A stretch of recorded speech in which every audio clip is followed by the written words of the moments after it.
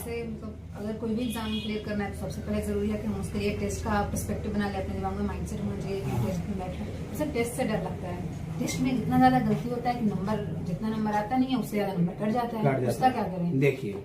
देखिए negative marking ज्यादा चल जाता है। देखिए इसका बाबू सिर्फ एक ही सॉल्यूशन है कि जैसे हम एक टेस्ट आज दे करके आए, चाहे मैथ का देकर, फिजिक्स, केमिस्ट्री, चाहे तीनों सब्जेक्ट का हम लेकर के आए, ठीक ना।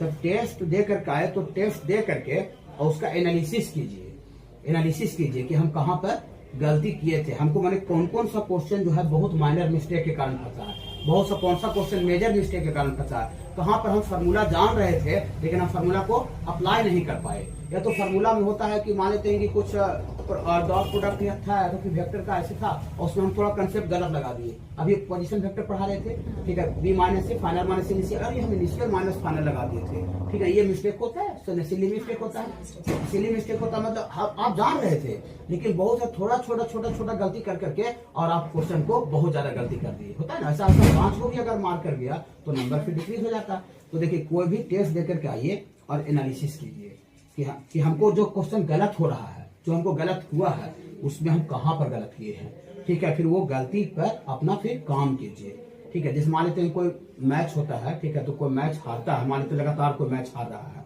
या तो फिर कोई बैट्समैन है लगातार बॉलिंग खराब कर रहा है, चाहे बैट्समैन बैटिंग खराब कर रहा है, तो अपना वीक पॉइंट पर फोकस करता है, जोर देता है कि हम कहाँ पर मिस्टेक कर रहे हैं, कहाँ पर गलती कर रहे हैं। और फिर गलती तो अचानक से नहीं सुधरेगा। इन्हें कि हम पहला टेस्ट में आए, एनालिसिस करके किए कि कहाँ पर हम मिस्टेक करे थे, अचानक से मिस्टेक सुधरता है क्या? नहीं, मिस्टेक धीरे धीरे सुधरता है। अब जैसे पहला टेस्ट मान लेते हैं कि आप 10 क्वेश्चन में मिस्टेक कर दिए होंगे, तीनों सब्जेक्ट मिला करके, सपोज करते हैं।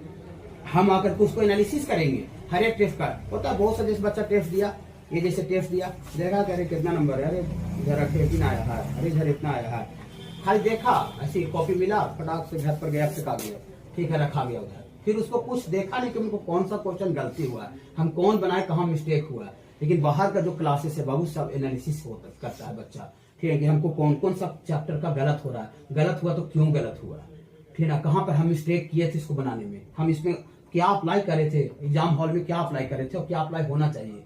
तो मान लेते इस तरह से हम काम किए, हम गलती पर अपना सुधार किए, तो गलती पर सुधार किए तो मान लेते हम यहाँ 10 को मिस्टेक हुआ, अगला टेस्ट में मान लेते हैं हम 2 को भी सुधार कर लेते हैं और उस तरह का मिस्टेक हमको 8 हो रह जाता है। फिर हम आके दूसरा टेस्ट में एनालिसिस करते हैं और फिर हमको मिस्टेक फिर 2 को क्वेश्चन को कमा लिए। ऐसे करते करते हम 10 टेस्ट तक चले जाएंगे। तो धीरे धीरे जो मिस्टेक का जो संख्या है ना, वो धीरे धीरे खत्म तो नहीं होगा लेकिन कम हो जाएगा।